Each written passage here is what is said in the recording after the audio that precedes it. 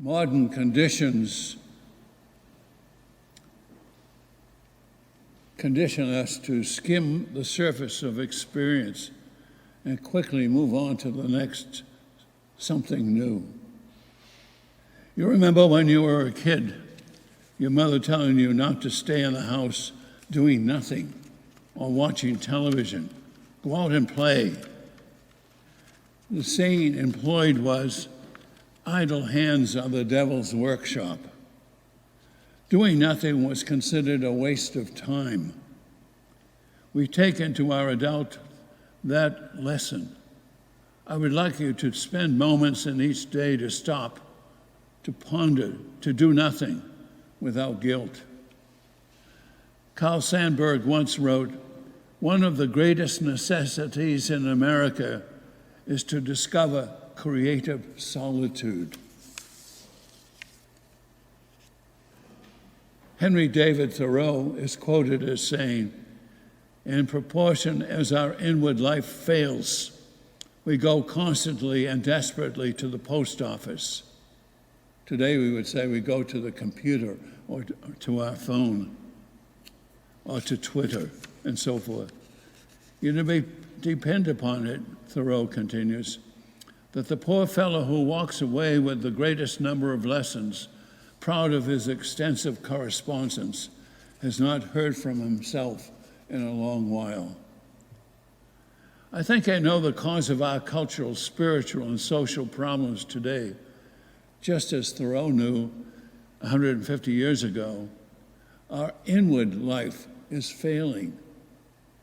Many of us know this, of course, and just knowing it doesn't change things. But if someone, maybe you, could convince 10 or 20 people to stop going to the post office for their information and listen instead, stay quiet and recollect it for a few moments or even an hour a day to attend to their inward lives. I think of what I could do with that.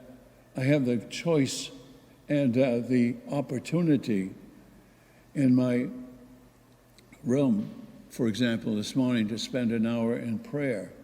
I can do that.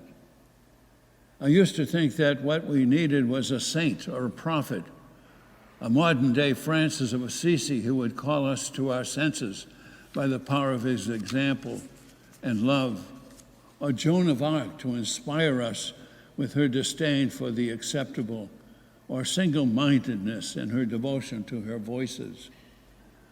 But we have saints. We've always had saints, canonized or not. You know the saints that are in your family. We've always had prophets who are well attuned to their inward lives and who have voices of passion and love, voices of virtue and wisdom. You know who those people are in your life also. And still, many of us keep on stumbling to the post office, going to our electronics, thinking that we are connected with other people when we really are not, having 30,000 friends on the internet and looking around and seeing who really are our friends. Today, find a way to redirect your trip to the post office, to the computer, to the Facebook, to text messages and phones, and journey inward. Do you not know that you are temples of the Holy Spirit? If we're going to find God, we're going to find him in ourselves. He dwells there, waiting for you to attend to him. But we're busy about so many other things in the course of a day. When we are really working at something, we are thinking about what is the next thing I have to do. We're not really connected to the present moment. So I tell you to waste some time today. Waste some time. Go inward. Find our God.